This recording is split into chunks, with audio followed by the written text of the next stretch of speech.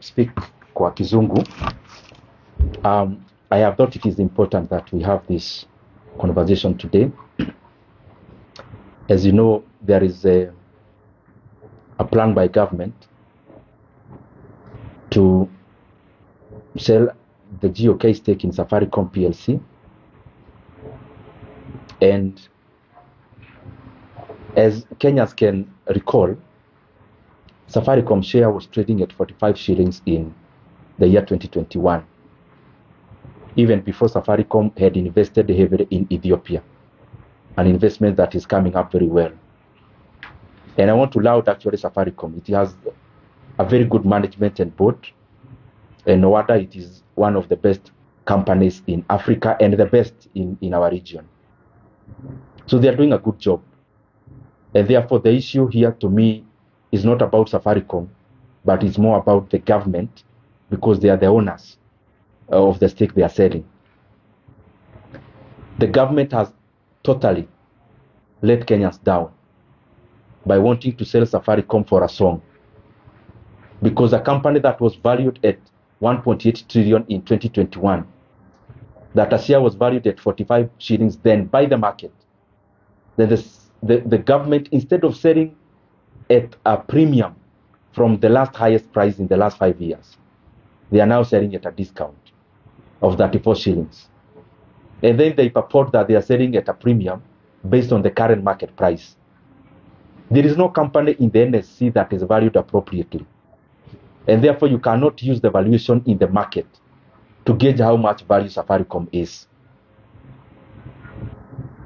Secondly, in other words, if you actually look at it from that angle of 2021, valuing Safaricom at less than 2.5 trillion is undervaluing Safaricom, and it should not be the case. The best thing the government ought to have done is actually to divest Safaricom into 3 entities.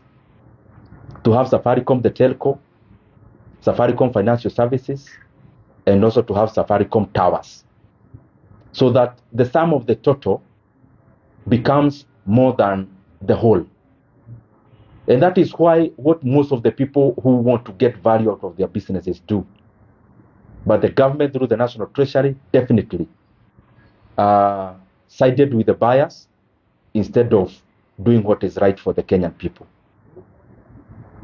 The other thing I want to talk about is the fact that this deal is funny in all ways. That beyond the government selling 15% and netting in around 204 billion, they actually are also receiving dividend in advance. In other words, they are taking a loan and mortgaging the dividend for the next many years. So I'm asking those people who are making these decisions, where are you planning to take Kenya? That all the decisions you are making is about mortgaging our country in the future. Kenya will still be here for the next 5 years. It will need the dividends to run the development agenda. I think it is not good that we continue with this kind of recklessness, because the ramifications will be dire. Lastly, Kenya has built roads since independence.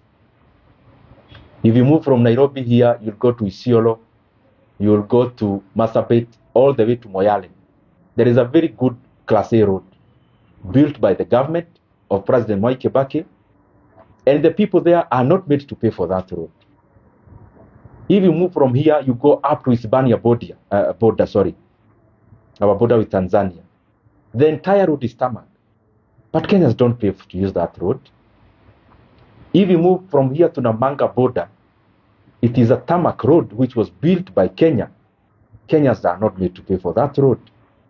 Why are we making Kenyans to pay for the road from Nairobi to Nakuru, from Rironi to Marsabit, and we are crossing any other alternative so that all Kenyans will be made to pay? The government must build that road, but Kenyans must not be made to pay toll on that road, because the road is a public good. Na ya mwisho, kuna hii plan ya kuweka dualling from Pagani to Muthaiga to Kiambu to Duberi Road. That plan was there in 2021, 2022. It had been completed. Instead of the government politicizing that project that had already been concluded the last 3 years, they should apologize to Kenyans who used the Kiambu Road for delaying that road for 3 years, only to build it when it is politically relevant. That road was to start the works in 2022, but of course, the delays had to be orchestrated so that the road is built around when it is politically relevant for that to happen. Otherwise, Kenya is still borrowing 1.25 trillion shillings every year. Kenya is borrowing 3.5 billion every day, including today. And Kenyans must start asking questions about where are these loans going? Where are these debts going? That we are borrowing a net borrowing of 3.5 billion every single day. But to do development, we have to do PPP, and we have to do illegal loans, or we have to sell Safaricom.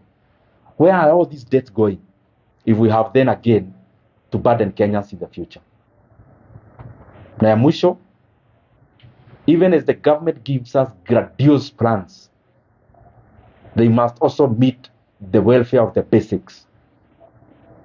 Free basic education is the bare minimum Kenya expects from government. And we expect the government to rescind the decision they have of trying to cut off capitation from January and to add school fees for the scholars from January. That will not happen in this country. They must know what to do, but the issue of adding school fees cannot be a discussion in Kenya. And the issue of confirmation of JSS teachers into permanent and pensionable must also be done immediately, because they were in internship for 1 year. 1 year is ending. The government should not think about renewing internship. The plan should be about confirming them into PNP. And if there is no money in the budget, the government knows clearly they can invoke Article 223, where they can spend the money they bring for ratification to Parliament later. Asante.